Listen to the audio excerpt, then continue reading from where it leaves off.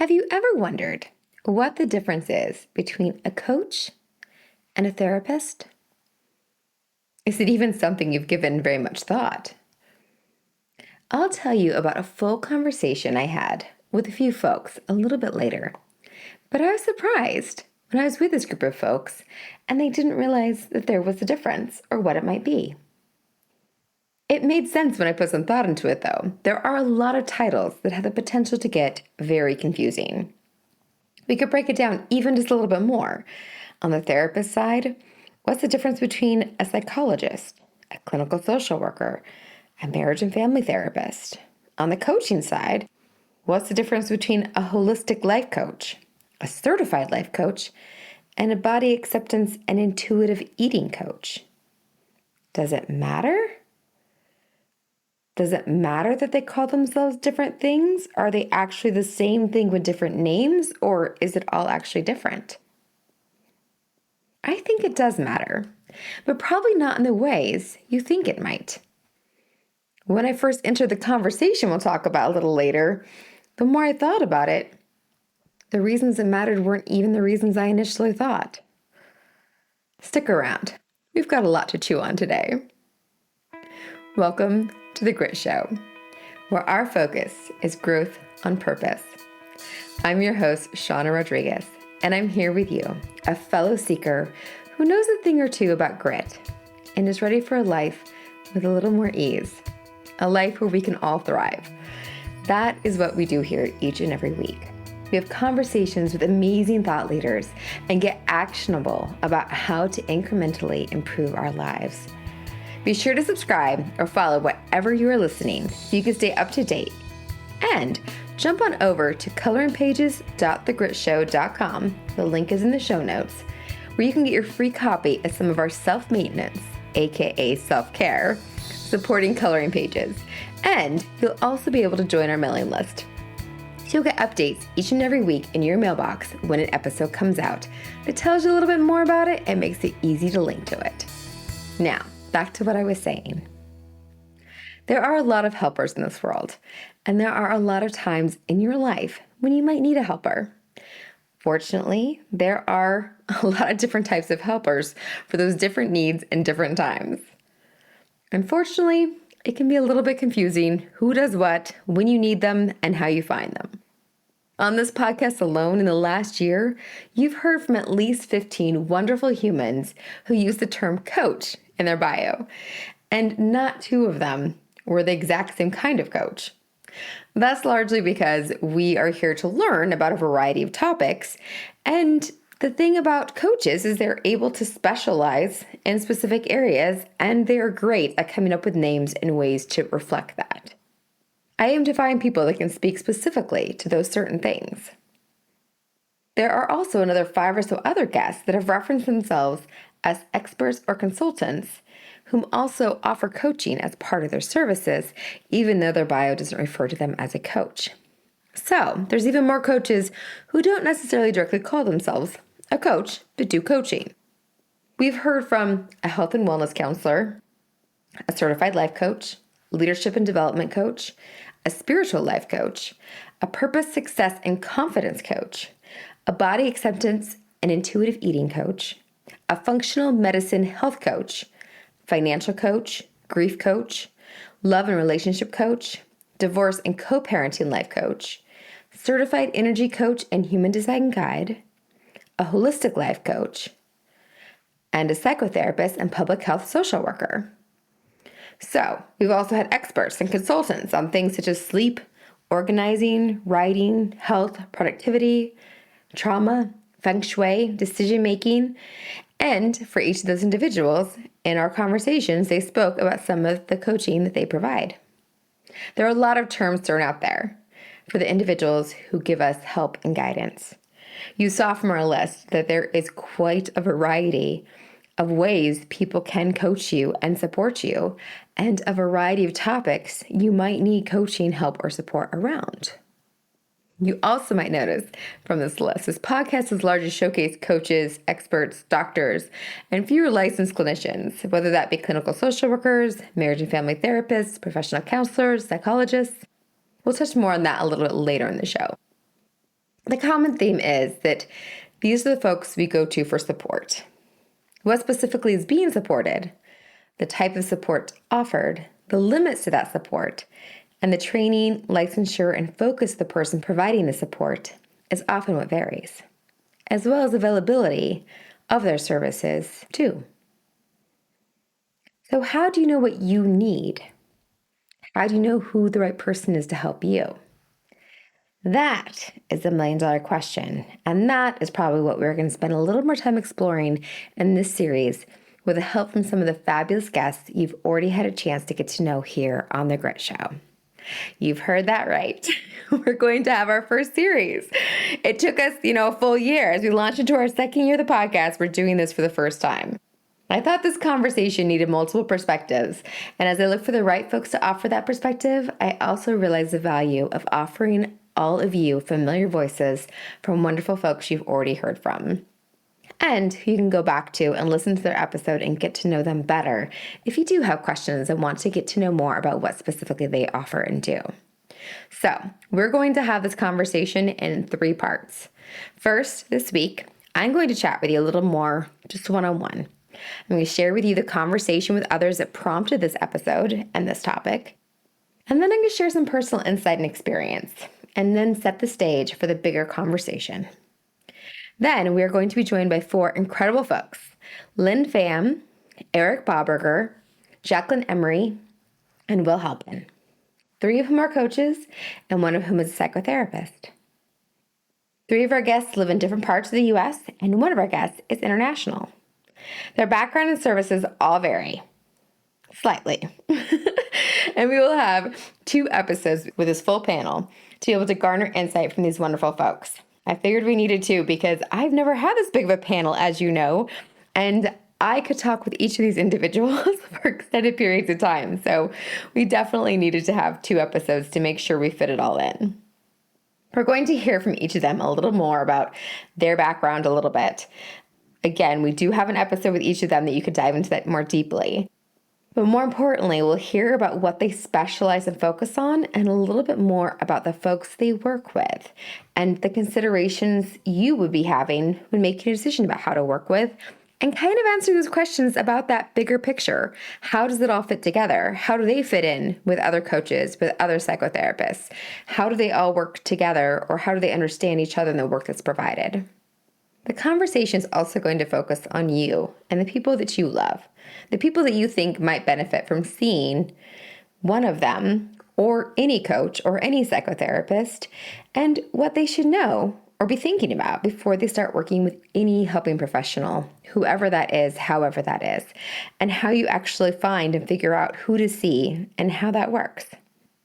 I'm curious what the biggest takeaways will be from all of this, and wondering if we'll think that titles, trainings, licenses, etc. are helpful to steer us in the right direction or not. I'm curious what you'll think is most definitive in helping you know where to start, because you're part of this conversation too. In the end, the hope is that we will get you set in the right direction as an informed consumer. This series is the first chapter in being more informed, more aware, and understanding what type of things are out there for you in your quest to better yourself and get what you need to be successful.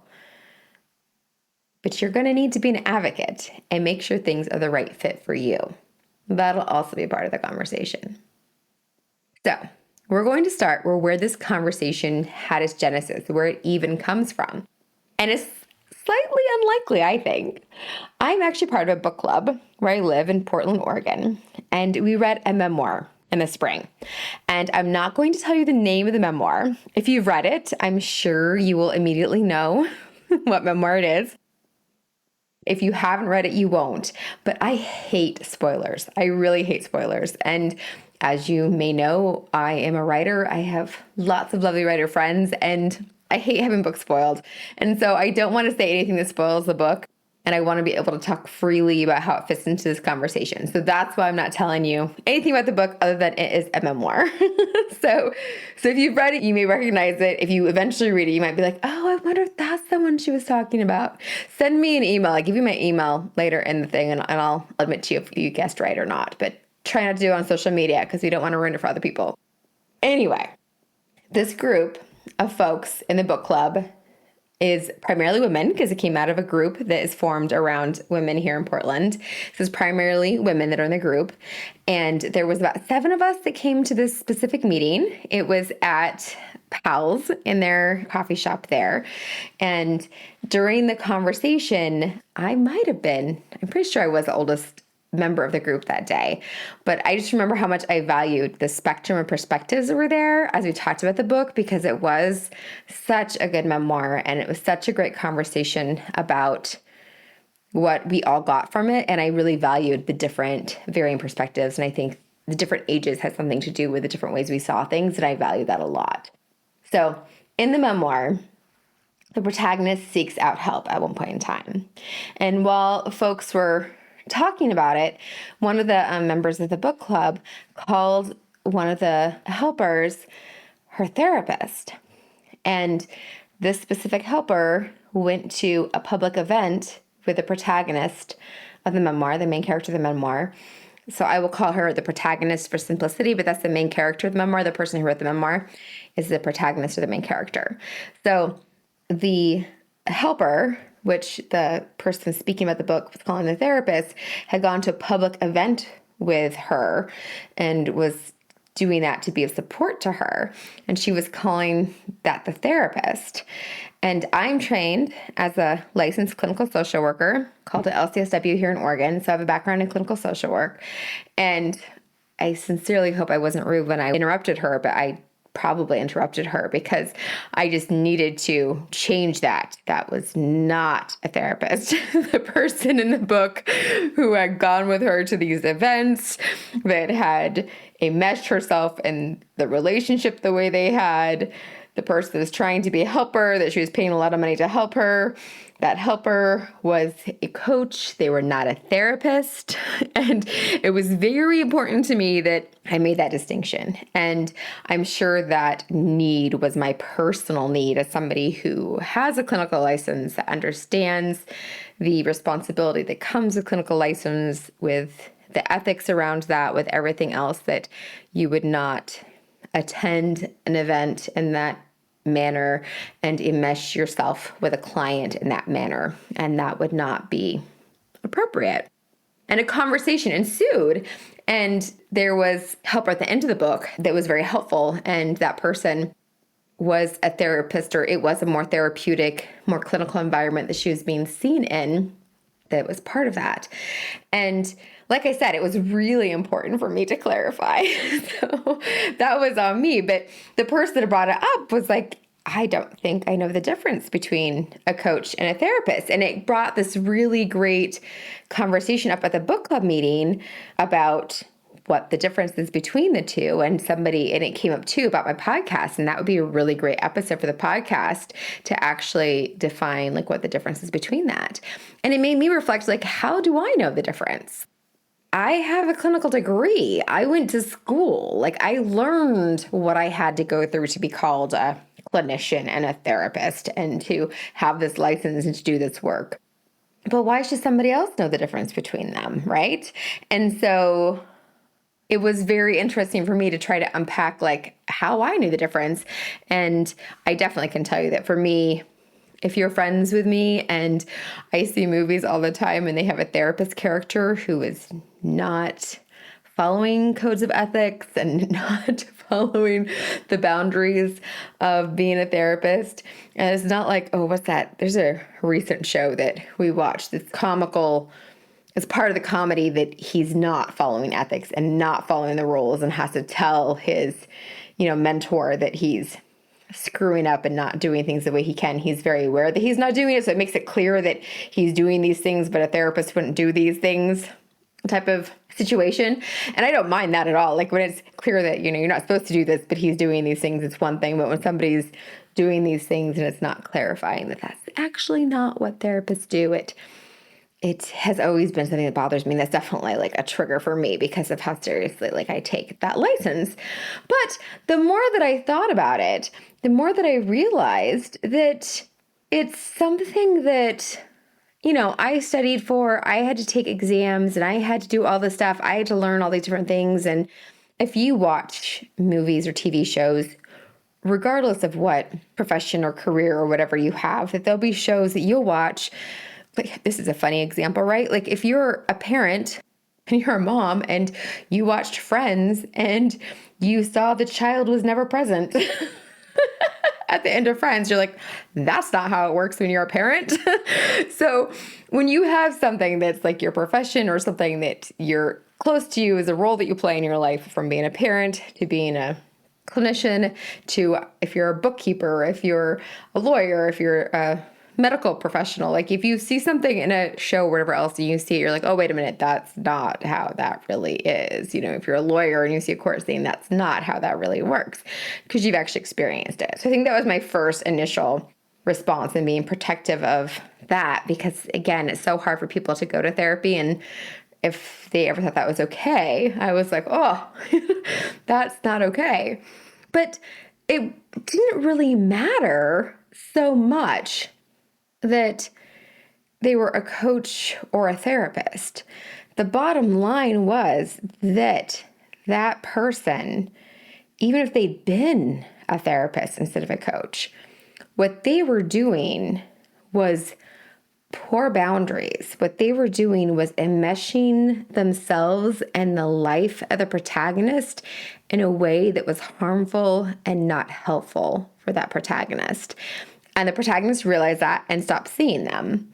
I think that in the book, possibly by the person that wrote it, they didn't see like the reasons I would see as the reasons to stop going, because I would see like, this is why you shouldn't go. Like they did this and this that was wrong and wasn't helpful. I worry that the person that stopped seeing them and someone reading the book would think that it was the fault of the protagonist, the person who wrote the memoir, that she'd think it was her fault, that she wasn't ready to go that deep and to do that much and to be that whatever else. Well, no, the problem was she had somebody that didn't have boundaries, that was trying to enter her life to a degree that was enmeshing and suffocating and demanding and replicating the horrible relationship she had elsewhere and replacing themselves and making it the horrible relationship she had with them. Like, so many issues with that. And it didn't matter if they were a coach or a psychologist or a therapist or anything else. The fact that they were doing things out in public to help them not drink in public was the biggest sign that it was somebody who wasn't in a clinical profession. But regardless of that, that is something that she should have walked away from, and it shouldn't have been that she was the problem. They were the problem. And so as much as I was clarifying in my book club that no, if that person was a therapist, they should have been looking up the state board for that clinical license and reporting them, because that's outside of ethics, right? And that was more my perspective at the time, but really that just wasn't working what they were doing. And there could be an ill-guided anybody in any profession doing that, and it just wasn't working. And she should be able to walk away and not think it was her and know it was them and know that what they were doing wasn't working. And so for me, I think that was the more important piece out of that. Like, I'm happy to explain the difference as I know it between clinicians and therapists and coaches. And the reason why I was excited to have a panel of folks come on and talk about what they do, because I feel like people that can help you, it's really important for you, for ones you love, for people you know, to be comfortable with how you can connect and what you can get out of that and what the differences are and what the benefits are.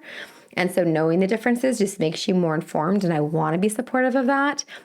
But it doesn't matter as much what the title was in that situation. The fact that that person wasn't helping the woman who wrote the book meant that she needed to say no and get out of that situation, regardless if they were a coach or a therapist. It just happened that ethically what they were doing is not something that a clinician should be doing. So the differences, for the sake of the book club conversation at the coffee shop inside of Pal's Books, really boil down to quite simply the difference between a clinical license and a coach and the qualifications. And we'll talk a little bit more about coaches, their background and experiences, because they also vary more when we have our coaches on the next 2 podcast episodes that cover this. And I will speak a little bit more to the clinical license now. And that's why I wanted to do this as a separate episode, because I didn't want to waste time. And we have these fabulous guests coming on to talk about clinical license and what that looks like. So the clinical license actually varies state by state. And so, for instance, Will be joining us, and he is a licensed clinical social worker. I am also a licensed clinical social worker. We went to graduate school together, but we have licenses in 2 different states. His is in Massachusetts and mine is in Oregon. And his license in Massachusetts is called an LICSW, which stands for a Licensed Independent Clinical Social Worker, which approximately 9 different states call it that. And then for the majority of others, I don't know for sure all the others, because although I have my LCSW, Oregon is one of the few states, I actually don't know if there are any others, but one of the few states that lets you maintain a non-active clinical license. So I'm non-practicing clinically. I don't have a clinical practice. I'm not doing therapy with anyone right now, but I'm able to maintain my clinical license, because once you lose it, you can't get it back, type of thing. So I haven't lost it. I still maintain it, but I'm not active and I don't have clients that I see therapeutically. And that's unique. You can't do that in a lot of states. A lot of states you have to surrender, or you have to continue doing all the different pieces to keep it active. And so mine's not active, but in Oregon, where I live, it's called LCSW, so a licensed clinical social worker. And so we went through the same process. We both had to get a master's degree. He actually has 2, but he only needed 1. So we had to have a master's degree in social work with certain courses related to clinical social work, clinical work with our given populations.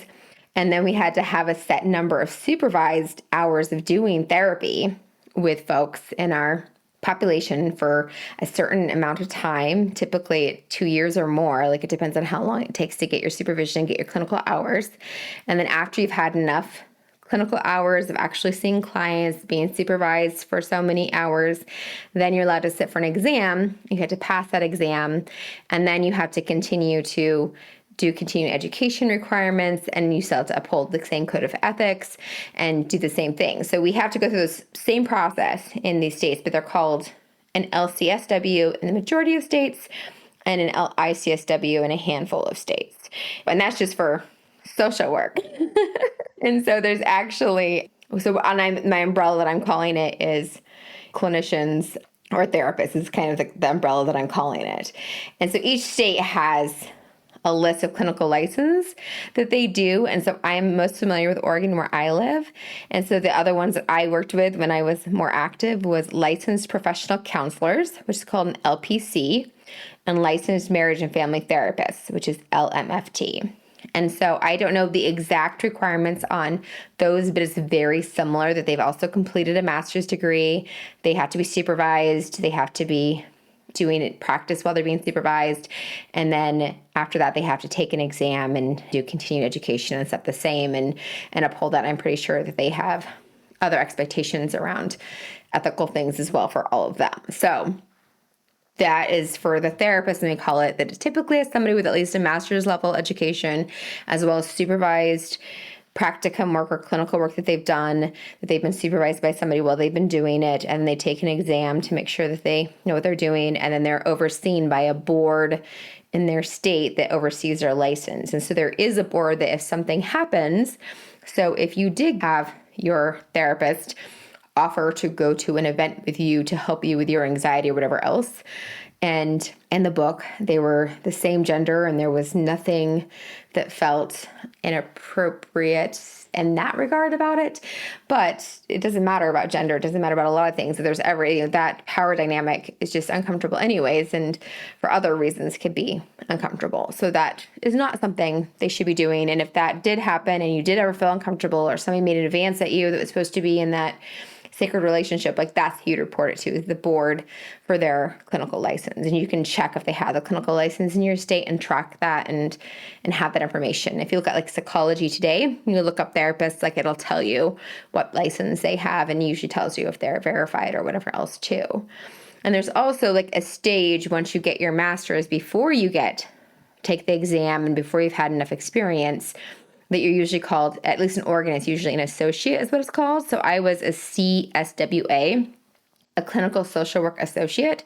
So I had an MSW, a master's of social work, and then the comma CSWA, clinical social work associate, which meant that I was practicing and seeing clients but being supervised while I was seeing them until I got my clinical license.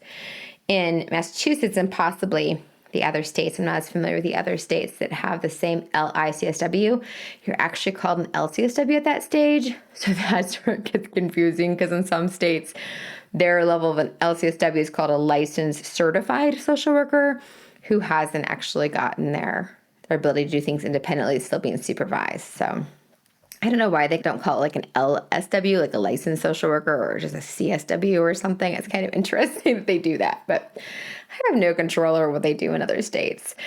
But that's generally kind of the hierarchy of how that works. And if someone has like a PsyD or calls themselves a psychologist, usually they've actually gotten a doctorate degree in psychology. Otherwise, they would be getting themselves as a licensed professional counselor or something like that and getting that level of a degree to be doing therapy. But a psychologist usually has a doctorate in psychology, and they also, like, typically a PsyD is what they call it, but they usually get a doctorate in psychology, and they usually have a license to oversee them. I'm less familiar with that, so I won't speak to that as clearly or as much.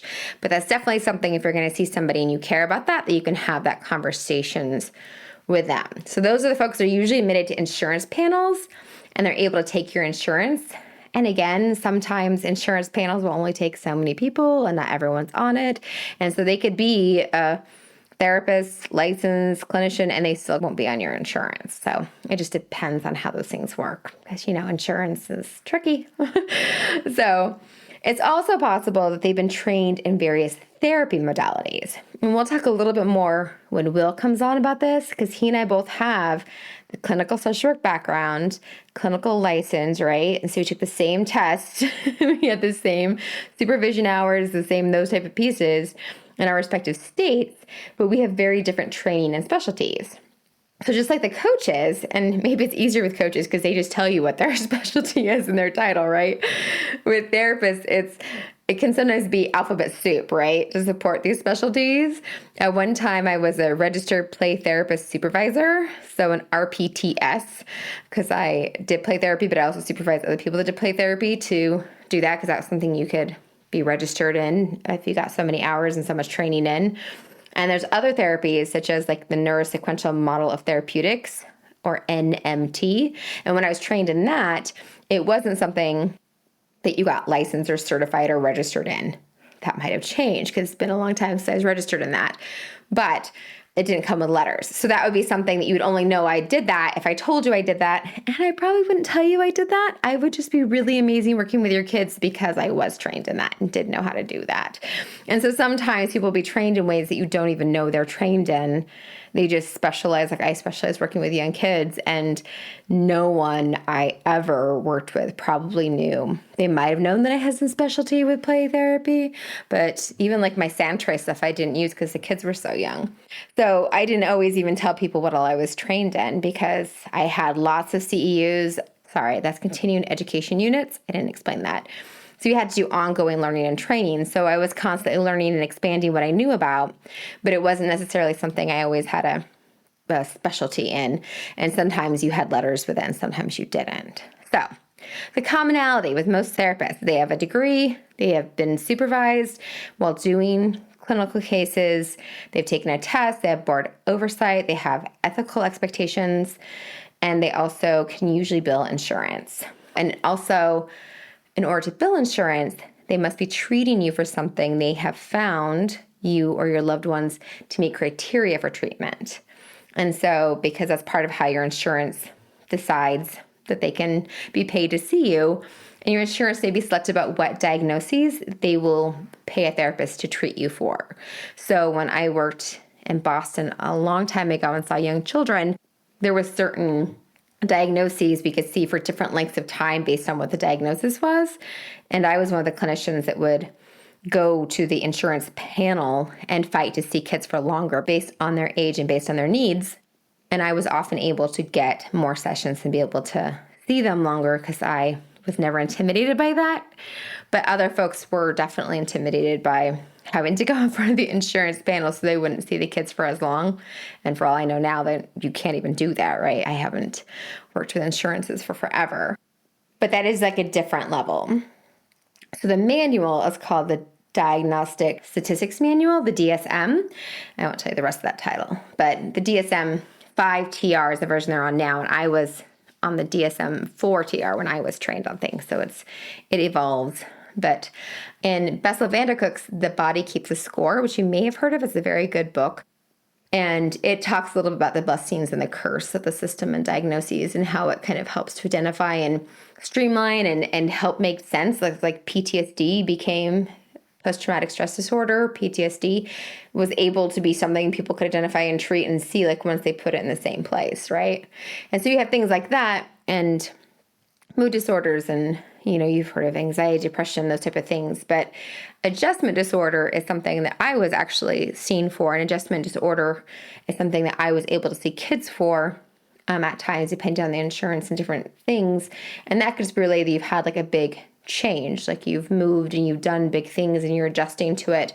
And so it's a disorder, but it's also a more mild one. And I don't know if insurances will see you for that, but that was something back when I was active as a clinician that you could actually see people for that wasn't as stigmatized and as whatever else that could be helping you through transitions. But as we talk with our coaches, like that's one of the big things about coaching is you're not required to have a diagnosis, and it is to help you kind of get through life, if that makes sense. And so that's one of the big differences with therapists is that that's kind of the nuts and bolts of how I would define it. And I'm sure somebody else would define it a little bit differently. And again, that's my perspective and that's Oregon and it's not definitive, but to help give you some understanding around all of that. And so having that code of ethics and training and having somebody that oversees you with it can help some with the boundaries and those type of pieces.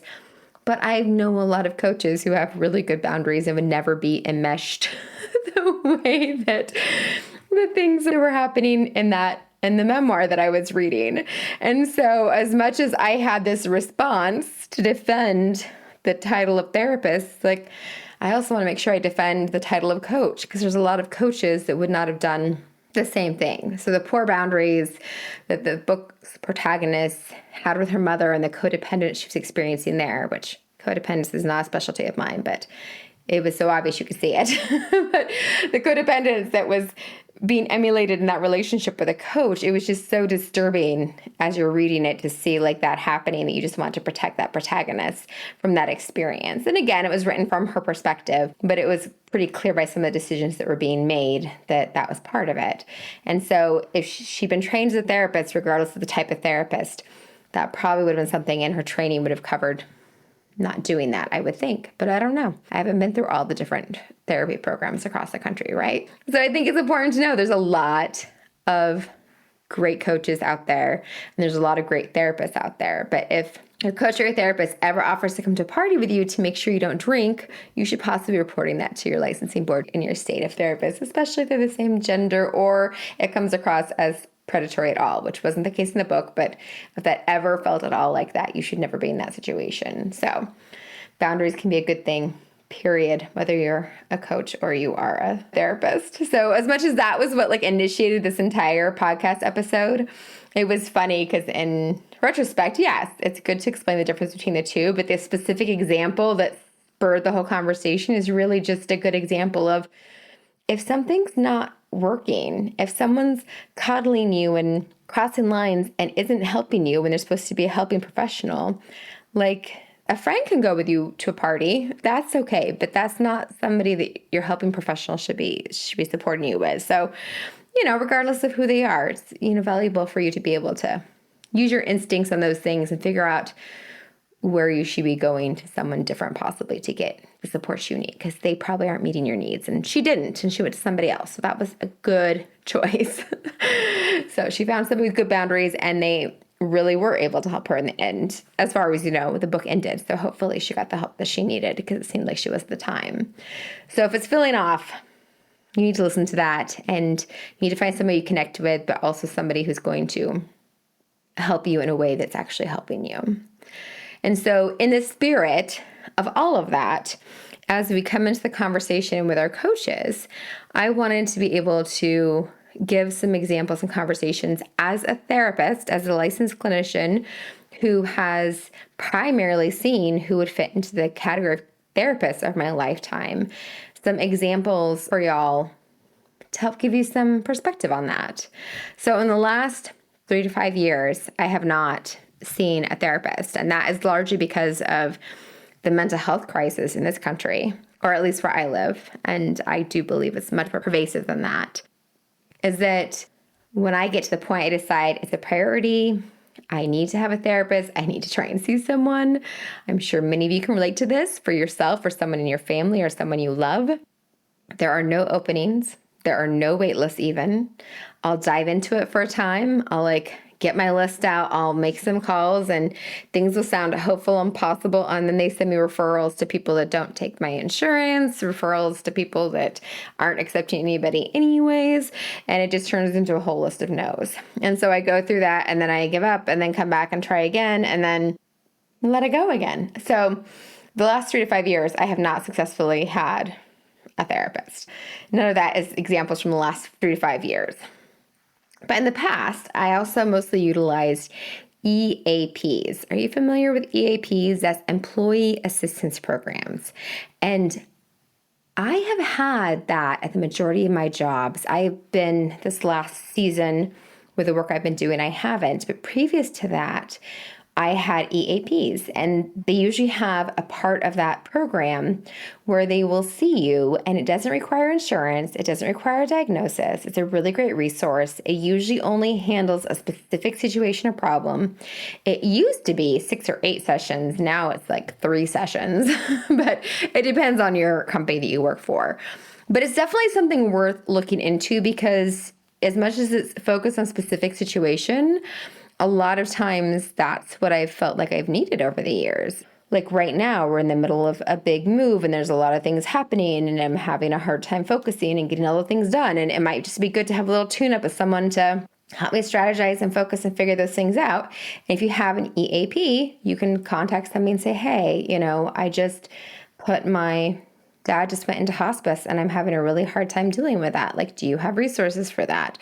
Or I'm having a really hard time with one of my kids and I don't know how to handle the situation. Do you have somebody I can see for that? And so you can do specific situations and see somebody for a certain number of sessions, and it can be very valuable. So it's something for you to look into if you have that. But that's a decent amount of the experiences I've had with therapists and mental health professionals have been through EAPs. And I'm pretty sure most of them when I went, it might have changed now, so they're not all therapists, but at that point in time, they were all kind of what we're putting under that category of therapists when they had them. So that is something for you to look into. But I did want to tell you a real story about a therapist that wasn't the right fit for me, because I think that's a good story for folks to hear. And it's definitely one that I've told to members of my family when they've gotten to a point where they've been interested in pursuing seeing somebody. And I had a friend who really felt that she had a bad fit with a therapist and she really thought it was cultural, and it might well have been cultural. But I still shared this story to help her understand that I've had bad experiences too. So for her to feel like it's okay to go try again, and maybe she won't have the same experience with somebody else. And it is important to have someone who gets you and gets who you are. And it's not just about their degrees and their backgrounds. You don't always know that stuff until you get in there and see them.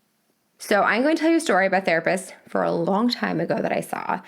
And I initially connected with them through an EAP. I think sometimes I do it through the EAP and then hope I can continue to see them, because that's just an easy way to find therapists, because it's a challenge sometimes.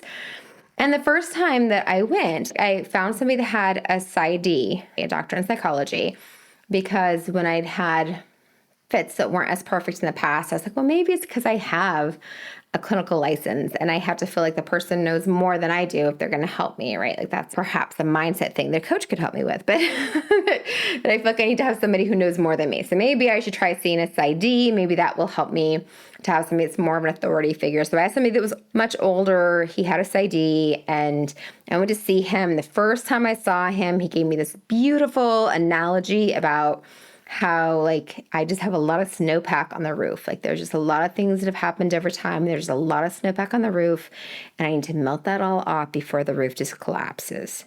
And I've stuck that. It's been a long time since I saw that person. And so that analogy just connected with me. Like there's nothing wrong with me. It's not pathological. It's just natural. There's a lot of snowpack on my roof, and I need this opportunity to like melt it off and make things better. So that was awesome. This is going to be great. I'm psyched I'm going here. Glad I found this person. This is great. The second session, no clue what I said or what I talked about. I'm pretty sure I was single at the time. And at the end of the session, there was this thing about me being obsessed with guys, putting way too much focus on them, about how I was letting men make decisions for me and that they were really running my life and I was giving them too much control. And all of this stuff that just did not compute. But I had found somebody with a degree better than mine, who was older than me, that was an authority figure. So maybe I was just completely wrong, and maybe I was doing this stuff that made no sense and didn't sound at all like me, and I was doing it in ways that I just didn't even know. Because again, we go to therapy when we're vulnerable. That's why we're going to therapy, right? Because we're vulnerable and we don't know what's going on. That's literally what I walked out of that session with. And fortunately, I have a list of close friends with clinical degrees and licenses. Unfortunately, most of the people I know don't have that, right? They didn't go to a graduate program back east and get to know these amazing humans who are getting the same degree. And although we practice slightly different stuff with different populations, we all had this great understanding, right? And we knew each other. We were good friends. We went to graduate school together. We went through a lot together. So one of these friends I called up and I'm like, so like, this is what this guy is saying. And they're like, no, no, no, no, no, no, no. That is not you. I don't know who he was talking about or what he heard that you didn't say or how he misinterpreted what you did say, but that is not you. That is the complete opposite of you. He doesn't get you. Like he doesn't know. That's not you. And luckily I chatted with somebody else who I respected, and again, had a degree, thankfully, right? So it wasn't just like I talked to my mom or a friend who's like, oh yeah, I don't think you're like that. It was people that were like, oh no, that's not your problem, Shauna. Let me give you all the examples of when. So y'all, love of my life, the guy that I'm getting married to next year, like he wanted me to move to Rhode Island to be with him when I was like in my 20s, and I didn't. So this guy telling me that I'm making decisions based on men and for men is actually the exact opposite of who I am and what I've done, which is why it's so crazy that that's what he was telling me in our session. Like I'm still confounded where that came from. And so fortunately, I had two sounding boards that were like, stop seeing him. Like, he's not helping you. He's making you worry about things that don't exist and having you question everything you do, which is the last thing you need from this. And so I was like, oh, okay. And years later, when I finally did this space that made it possible for the love of my life to come into my life, the work I did was around letting someone care for me, about letting a partner like be more a part of my life and realizing I wanted to be in the top 3 in somebody else's life. And that was okay. And it was okay to not have to do everything and to have it be a partnership and to not have to be so independent. So it's so funny that I had this clinical person trying to say that I was too dependent and too reliant on men and making decisions based on them and everything else, when that was so far from who I was. And I was like, am I doing this on a subconscious level I don't even understand, because I don't understand what you're telling me? Instead of, no, don't know where he got that, but he was off his rocker. So thankfully, I had friends to help steer me correctly. And I also have like more stories I could tell you about situations with therapists that didn't go right. So it's not the degree, it's not that piece, it's you still need to be vigilant and find the right person and the right connection, even if they have the degree. So if you've gone to a therapist, still hold on to who you are. Hopefully, I found an amazing therapist. My mom was terminally ill. I think it might have been after that. And she was a godsend, and she did so much to help me get through that challenging time. And she happened to be a woman. She happened to have an LCSW, but I don't think that that was what the magic was, right? I think that she clicked. She used a psychoeducational approach with me, which the model where she would teach me about things was good because I did approach my mental health from a very brain-driven place, which I think that's been part of my problem most of my life. So right now I would not benefit from that. But at that time, that's what I needed. And she was good with grounding techniques, which I definitely needed. She was great with boundaries and questioning and giving me like new perspective on things. She was so valuable. And so she was great.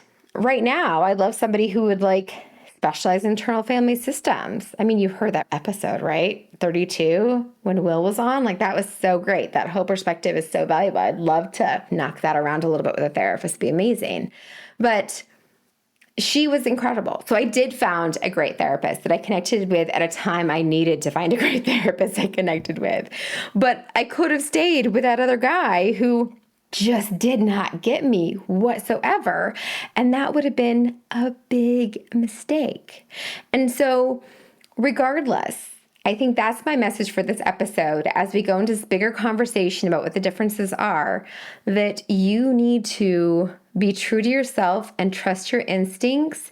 And if you go to someone and they aren't connecting with you, just like in the memoir, she went with somebody, they were completely overloading her system with so much more than just that party, right? It's just the way that they were coming at her that did not work for her. That is fine. There's nothing wrong with you. They are the individual who isn't working, and that's okay. And you need to find somebody who does. And so you need to be empowered to know that. And I have the amazing advantage to have friends who are therapists to help reinforce. And it took two of them who had clinical degrees to be like, hey, yeah, he doesn't know what he's talking about. Go find somebody else. But I'm like, he has a doctorate degree and he's been doing this for a long time. Are you sure that I don't have some latent thing I'm not seeing? And no, Shauna, run, go find somebody else. So if you have this stuff that's not sitting right, like it's supposed to be making you better. Your therapy makes you better. Your therapy gives you tools that makes things better. If it's not doing that, it's not you, it's them. It's okay to walk away. I said it. Okay? You need to find something that's helping you, that's working for you. And I really wish our mental health system was more supportive of that and understanding of that. And that's your perspective. And as a clinician, when I saw children and families, if they need to be somewhere else to get what they needed, that would be fine because they need to be getting help and getting better. And so that's what was most important. And that's what they should want for you, is for you to be getting better. And if that's not happening, then you need to be able to find a place and get a referral and get somebody to work with that is making that happen, because that is the most important part. So that is my little take on the little bits of what makes somebody a therapist, a clinician, clinical license, what the difference is, and just really the bottom line of you meeting your needs and that you need to be able to speak up for yourself and find what you need. That is very important. So that actually brings us to what I mentioned earlier, that you might have noticed that, we largely showcase coaches, experts, doctors, and fewer licensed clinicians. That's not because I don't love licensed clinicians. I worked with them and have worked with them and think highly of them. I love my episode with Will. That's more of a fact that they are often underpaid and burnt out and hard to get for availability and scheduling, to be honest. And one of the other reasons is that I want for the guests to be a resource for each and every one of you. And as I've mentioned, getting appointments with therapists is not easy these days. And it's also limiting, because if you remember when Will had his episode, we mentioned that if you want to speak with him about IFS, he may be available to talk to a group or be able to do something around that. But unless you lived in his state where he practices, he can't be a resource, because again, those clinical license and our availability with insurance panels, whatever else, like we have to work within our state, even if it is virtual, and those rules are pretty tight around that. And even if you are in a state, like he usually has a waiting list because it is hard to get good therapists. And so because of that, I haven't had a lot of therapists on the show. Also, they tend to be more specialized in disorders versus challenging life circumstance, or more generalized in stuff that you have disorders versus challenging life circumstances. And if you look at the topics of our shows, they are more targeted. So when you met Lynn in episode 29, she's one of the folks that we're going to chat with as we continue the series. And she worked with people around body acceptance and intuitive eating. So there might be a therapist that knows a thing or two about some of that, and they may incorporate it into their work with you, but you need to have a diagnosable disorder. And so the body acceptance and work with eating may be one of the things they would work with you on, but it wouldn't be the focus of the treatment because that's not actually something that would be diagnosed, or if it would be a little bit more at a different level than what you'd be able to work with Lynn on. So that's some of what we'll be talking about, is about the way you can specialize. And Lynn also lives in Berlin, and she can work with anyone in the world. She's not limited by her state or certain insurances or anything else as well. So that is something that we can ask Lynn, Jacqueline, and Eric more about when they might refer someone to somebody else, because there's limits for the work that they do. And that's something else I should let you guys know, is that there is a small window where you can send me specific questions if you have them for our panel. Because if you can get them to me by midnight on July 20th, I'll be able to get them down before I actually do the recording with the panel. So if you want to email any questions to me, it's Shauna at grit2g. So grit, the number 2G, just the letter. So Shauna at grit2g.com. And if you're able to give me those questions before July 20th, midnight, I'll be able to bring them to the group so they can answer any questions you might have. So I'll put that email in the show notes, but then I'll remove it Thursday night. So if it's not in the show notes, we're no longer accepting questions because we missed that window by July 20th, 2023. But if it is there, definitely click on it, send me an email, and ask us any questions you might have. So the way this is going to work is that you won't actually get to hear the episode until the first week of August, because we're going to interrupt next week for our 1-year anniversary episode. Can you believe it? It's going to be 1 year. So it's been a long time in the planning for this 1-year anniversary episode, and I'm very excited about it. You get to meet my forever friend, Lori. She is an amazing human, and we'll talk about adult friendships, the real talk of it, the fact it isn't always easy, but it is worth it, and share some real examples of making friends in midlife. You guys are going to love her. I hope you guys join us for that next week. So that'll be next week. And then after that, the first week of August, we'll have the next 2 episodes. It'll be the continued conversation with our panel around coaching and therapy and understanding what you need to be ready for it and what those differences are between them a little bit more in depth. And we'll talk more about with coaching, the different types of coaching and how that looks different, and maybe arm you guys with some questions as you guys go into finding a coach and working with a coach, how you can find them and what type of questions you can ask to see if things are the right fit. All right, it's time to wrap things up here, y'all. So today we're going to delve into self-maintenance, as we always do, and talk about what I am doing for self-maintenance. Interestingly, the thing I'm doing right now is I am reaching out. That's how we're going to phrase it and say it. So I'm making those phone calls and sending texts and telling people that I need them and telling them what I need. So that is my big effort this past week around self-maintenance. And it is not something easy for me, which you might find surprising. But it's definitely something I've been working on and have improved on over the last probably decade, I think, or maybe just 5 years, but somewhere in there. I don't know where I heard this or where it comes from, but basically somewhere was saying that if you aren't asking for help, you're secretly judging people who ask you for help. And that really hit home for me. That was a helpful one to help me get better about this. So I'm asking for help because things have been a little overwhelming and intense lately, so I need to have my connections. And my sweetheart is far away from me, and that's hard because I'm used to having him all the time. I'm used to him making me dinner. I miss that. So the day I recorded this, I actually asked him if we could specifically have a video call, interrupted his day so that we could have time to just sit and talk to each other via video because I haven't seen him for a week now. And our calls have been sporadic all week because we're both so busy and they've been multitasking, driving or going different directions. And I just need to connect with him and I need his full attention. So that's what I needed. And I asked him for that, and he was wonderful and gave that to me. So I was very grateful that he gave that to me, but it was also a big deal that my self-maintenance was actually asking for that and reaching out for that. And then he was wonderful and actually gave that to me. So that was very helpful. That's what I needed. And I also sent a text earlier in the week to a friend I respect professionally saying that I needed to connect with another woman running her own business because I needed that support, because things have just been challenging with all the transitions with running a business and selling a house and getting ready to move and all those different pieces. So that has been my self-maintenance this week, is really about doing those pieces. So next week, I'm hoping to step up my game and schedule a massage, but I'm not to that level yet. This week, it's just asking for help with my sales. Self-maintenance and making time for connecting with people.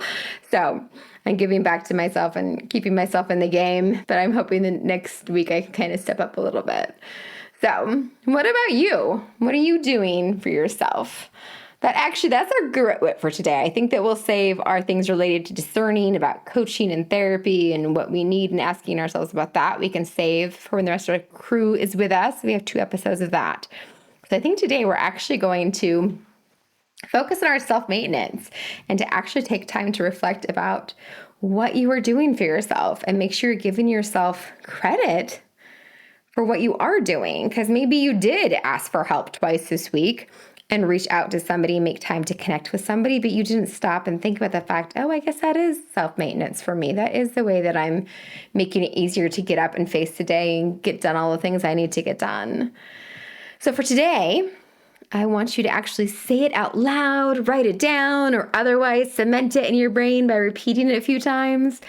What are you doing for self-maintenance? What part of your daily routine, what part of your week, what have you squeezed in that has been things that keep you grounded, that keep you going?